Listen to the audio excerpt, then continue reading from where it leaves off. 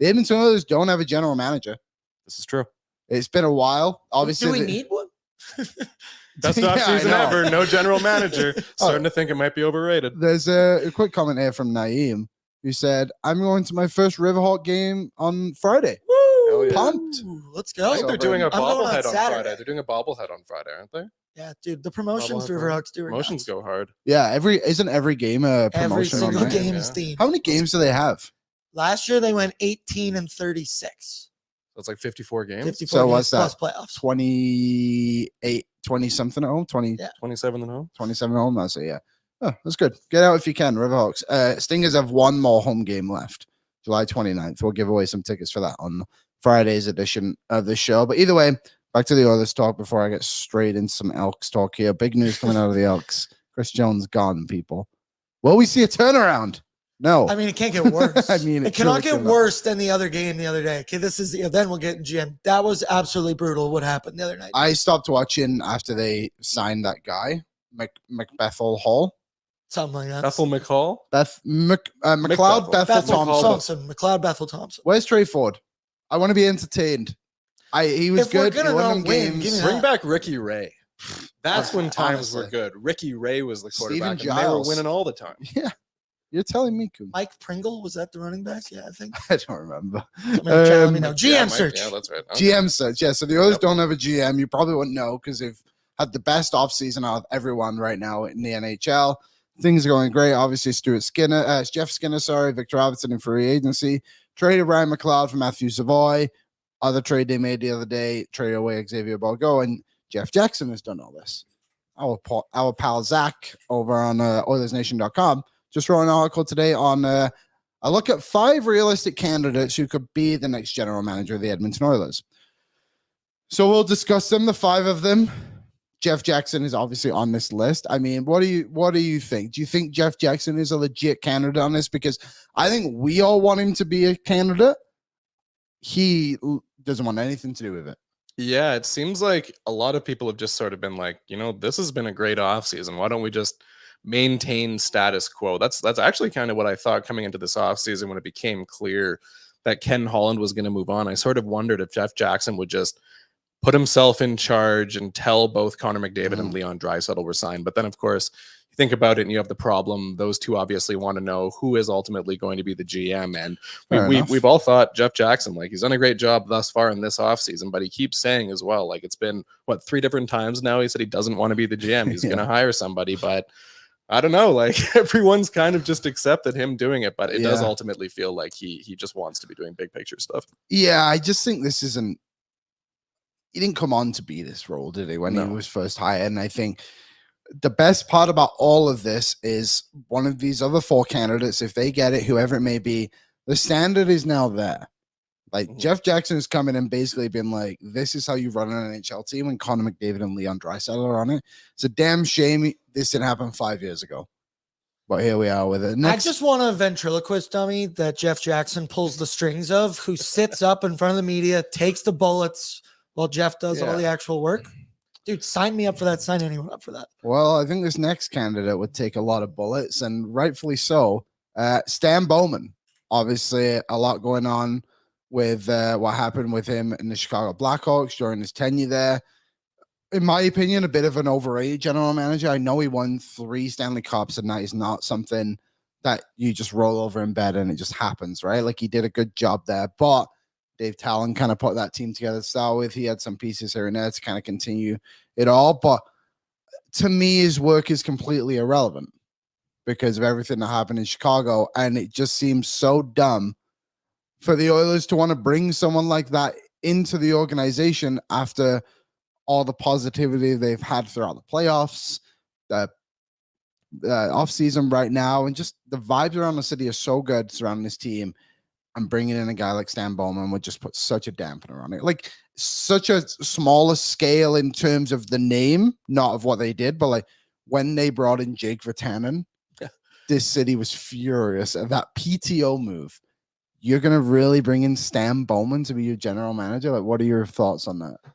Yeah, I mean, the Oilers have kind of been the place where players come for a second chance, right? There's Yeah. obviously very different levels of that. There's Craig McTavish, who, had his driving incident, of course, many years ago back in the 80s. You have somebody like Evander Kane, and then on a different level, like a Zach Kassian, who came back after his issues with addiction and this and that. But at some point, this is a tough one to swallow. Like, you justify people coming back for their second chance, third chance, whatever the chance winds up being. But this is a really hard one, because this is somebody who was in a a very important position of power within an organization, and allowed pretty shady, negative, bad things to happen. And the Blackhawks had to pay the price for that for quite some time. And you wonder if, given the spot the Oilers are in right now, like you said, things are going really well, and this is kind of a pivotal time for the organization. Do you maintain this momentum from your great run? Do you sign your 2 great players? Do you keep everything going positively? And I'm just not sure that Stan Bowman's work in Chicago is good enough, even if you don't consider the whole other baggage that comes along with it. I don't know if you look at his tenure with the Blackhawks and then think, like, he has to be such a good general manager to compensate for what drama is going to come with that and the negative vibes that come with it. To me, I don't think it makes sense. And also, too, after the dynasty ended, he didn't really do a good job. No. Like, Seth Jones comes in, Tyler Johnson, you kind of just get these guys on big deals, and it just didn't go well at all. There's a reason Chicago's as bad as they are today, and it's pretty much because Stan Bowman put them in that position. Yeah. And granted, like, coming out of it is difficult as well. And like, you have to re-sign guys like Seabrook and Taves and Keith and Kane. Like, you kind of owe it to them a little bit to give them money. But either way, I just don't think Stan Bowman should be considered for this job. I don't think he should be considered for an NHL job, quite frankly. I think his career in North America should be over for what he did. I think it's wrong. Not enough time has passed, for sure. Like, no, there's stuff. That's pretty fair. There's stuff in there's stuff in Zach's article where he says Bowman's done a lot of work with. This is a quote from Sarah Valley. He's done a lot of work with WHL teams and players over the last couple of years with Sheldon Kennedy and the Respect Group. Of course, we all know Sheldon Kennedy's background with what happened with him.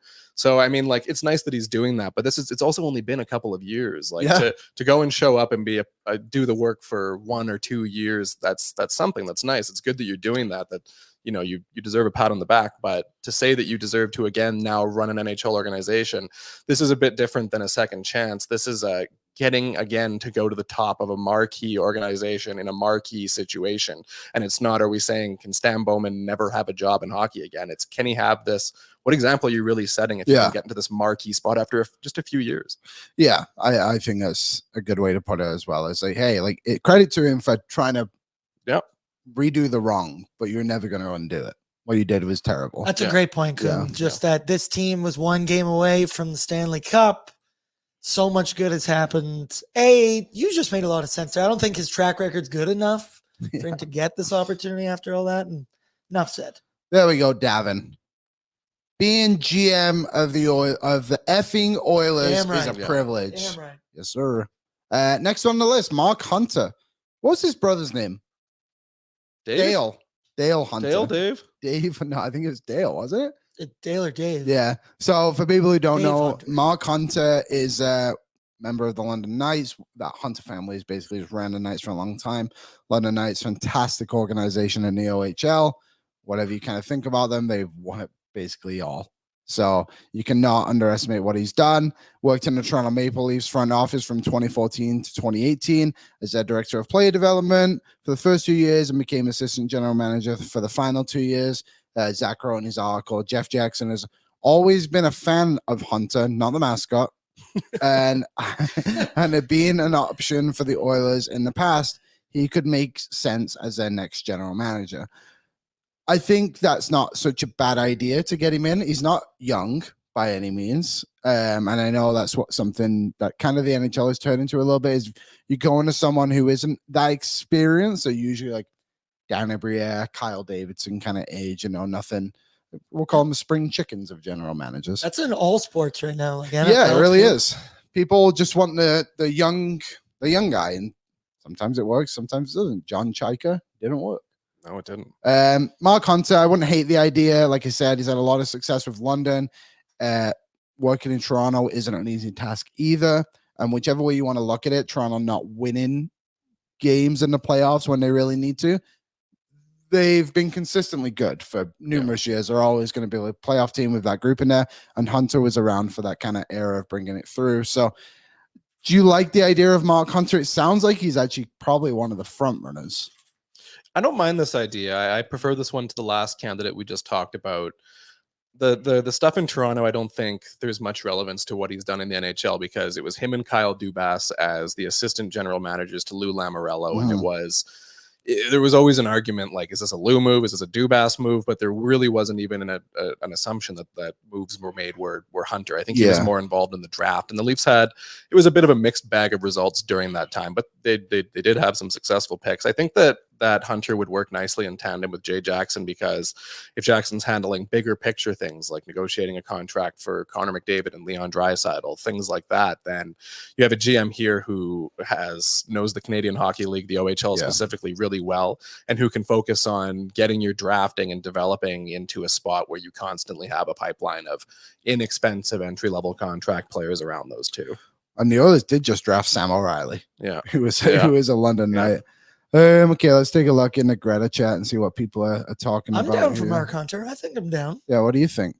I think that he's got a good track record of finding young talent and finding to make it go. And one thing that we've lacked here in Edmonton for quite some time is developing homegrown talent. So he does have a track record. I don't really care about him with the Leafs for that bit because of the points you just made there, Coombsy, but I think he's in my upper echelon of candidates. Michael in the Facebook chat said, Mark, Dave, and Dale are the three brothers. Right. That makes sense. We were all right. Yeah. Sergeant Battle. I'm a fan of Hunter as a GM. We even traded up in the draft to get his guy. What else are we going here? Not a ton on Mark Hunter. A lot still on Bowman, rightfully so. Braden Showtime said, how about Shawn Horcoff? Well, Shawn Horcoff is on Zach's list as well. He's been working with the Detroit Red Wings basically since Ken Holland left. Had some, I believe, managerial experience too in, I was going to say Anaheim, but maybe that's just where he ended his career. Do you remember? Yeah, that sounds right. It was either Anaheim or Dallas. Yeah, one of the two. I know he played in both those places, but I'm sure he played one of those two. But I remember, I mostly just remember him with Detroit. He was after Pat Verbeek went to Anaheim, because Pat Verbeek was the assistant to Steve Yzerman. Then Shawn Horcoff moved up from a player development role. Right. So right now, Shawn Horcoff is, like you said, in the player development, or was with player development with the Detroit Red Wings starting from 2016. So maybe he's just always, just with Detroit. Also did a little bit of work with Little Caesars U14 AAA squad. He was assistant coach. Well, where else would you want to start? There it is. So player development from 2016 to 2022, got promoted to director of player personnel and assistant director, and is now the general manager of the Grand Rapids Griffins and the assistant general manager of the Detroit Red Wings. Now, like we were kind of talking about before, get your Dan Briez who come back to Philly, those kind of guys. Steve Stales was linked with the Oilers heavily before he went off to the Ottawa Senators. And now you have Shawn Horcoff. No experience as an actual GM, but a lot of experience in other roles within the front office. How old is he now? Probably early 40s. 45. Obviously made a career of it here in Edmonton. Captain of the team. Would you welcome back Horcoff? Do you think this is the right man for the job, or do you think it should be someone with a bit more experience? Yeah, I think I'd prefer somebody with more experience here. Like Horcoff's only been in Detroit for a handful of years, and they've been in this sort of perpetual rebuilding state. So it's sort of hard to judge the work that him and Steve Yzerman have really done there, of course, because he's also kind of new in the assistant general manager role. Pat Verbeek only left a couple of years ago to go to Anaheim. So we're talking about somebody who has experience in player development and then as an AGM doing the AHL team. It's a pretty similar profile to like what Keith Gretzky has here, but even less experience than that. So I don't know. I don't think this is really the answer for the Oilers. It'd be somebody where you have a young GM and it's very obvious that Jay Jackson is kind of leading the charge, and this is somebody younger who's learning what to do. I agree. And I think an interesting part of this is he was the director of player development. And what players have the Detroit, so 2016, what players have the Detroit Red Wings developed outside of their 4th overall pick in Lucas Raymond, and their 6th overall pick in Moritz Seider. There's player after player after player, and this is on Ken Holland too, that just haven't panned out for them.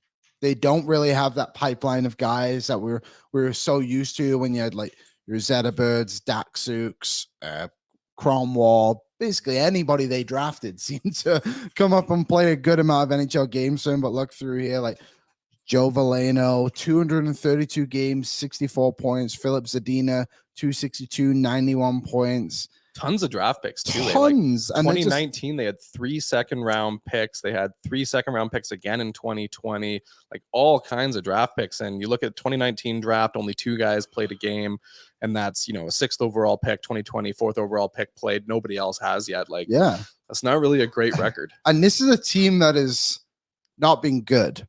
And they should be able to give those guys a chance to go and play. I think. A couple of guys put in here, Jake Wallman. Jake Wallman was drafted by the St. Louis Blues and traded to Detroit. And then someone else put to Braden again, but Alex Lyon were developed by the Lions. Alex Lyon was 30 years old when he made his NHL he was debut. In Florida for a few years before that too. Yeah, Philip Hronek's done well, but he started to bloom in Vancouver. Yeah, they got rid of him. Yeah, their director of player personnel couldn't determine that Philip Hronek was going to be a good player for them. So I don't know. The Oilers have struggled for so long, having players come through their system and become NHL players and identifying who those guys are going to be. Now it seems like they're in a bit of a rhythm and able to get those guys coming through more consistently. I know it's a bit of a slow burn with some of them, like Broberg and Holloway in a way. More Broberg, I suppose, like kind of shining now, but I just don't see how Horcoff is going to come in and do a better job than what the others have already been able to do. Which brings us to our next candidate. With all that said, Keith Gretzky. Now, obviously, everyone's going to look at this and be like, Gretzky, like we can't have another one, like it's just the old boys club. But when you look through at what Gretzky's done for this organization since coming in, I can't remember the year he came in, but whenever it was, he's done a pretty good job. It was 2014, sorry. Done a really good job of 17 of developing players, getting them to the Oilers. A lot of guys who were on the roster last year spent time in Bakersfield with Keith Gretzky and under his leadership. I don't hate the idea of Keith Gretzky getting the opportunity, because if you take away his name, he's probably a good enough candidate. Just call him Keith. Yeah, it's obviously the Gretzky name that gets him into this situation in the first place, but how he's performed in the role, I think there's validity behind what he's done. He's done a good job. It's a Zach Hyman argument all over again. Yeah, it's not all over again, but Gretzky in that role, like I think him working together with Ken Holland, one of the things that was really good about this era was that the Bakersfield Condors turned into more of a real thing. Like, remember years in the past when it was the Springfield Falcons or the Oklahoma City Oil Barons? Outside of those years where there was Taylor Hall and Eberle and Justin Schultz all playing at those levels, there weren't very many quality players coming up in the minor leagues. And now you have stories like we've signed Vincent Desharnais to a minor league contract and started him in the ECHL, brought him all the way up, and he became a serviceable third pairing defenseman. Mm-hmm. That wasn't really happening much for the Oilers in the the 2000s and the 2010s. So that's a credit to Gretzky and Holland. So it's, I think, a reasonable thing to think if you just wanted to maintain pretty much the exact status quo that it's been in the past handful of years. Holland leaves and Keith Gretzky moves into his spot. And then still, again, I think Jay Jackson's going to play a big role in a lot of big picture stuff. Ventriloquist body double. That's the guy. We just got the answer right there. Exactly. Keith Gretzky, he's got the name value. He's been around the sitch enough. Maybe that's what I want, with JJ pulling the strings. A couple of comments on Gretzky in the chat. Keith Southpaw had a couple. Keith Gretzky joined the Old Boys Club through nepotism. Ronnie James doing it, joining the NBA. Yeah. Naeem said, I don't think we've done a great job in Bakersfield recently, makes me hesitant. I would say the last couple of years are definitely more of a retooling stage for Bakersfield to try and get more prospects in. But it wasn't too long ago that they were literally the best team in the league and they were winning. Yep. I know it was guys like Tyler Benson leading the way, but you look through, Tyler Benson played almost 40 games. You got to have a good AHL team, right? Yeah, even if it's Benson and Marody leading the way, it's still it's still good for your prospects to play on a competitive team. Vincent Desharnais, like you said, Ryan McLeod came through there, Stuart Skinner, Even like guys like Lavoie, I know he's only played 7 games, but like back-to-back 20-plus goal Holloway, season. Broberg. Holloway, Broberg, They both of had to go up course. and down a few times. Yeah, I mean, now we're kind of digging a little bit. But like Marcus Niemelainen has come up and played serviceable games for the Oilers. I know he's a 3rd-round pick, but either way, like I don't think Gretzky will get it. But if he did get it, I would actually not be disappointed at all. But let us know. What's up, Nation citizens? If you like that video, then you need to be subscribed to the Oilers Nation YouTube. Podcasts, live shows, exclusive interviews, and analysis. Everything you need from your favorite voices at Oilers Nation. And you don't want to miss any of it, so hammer that subscribe button.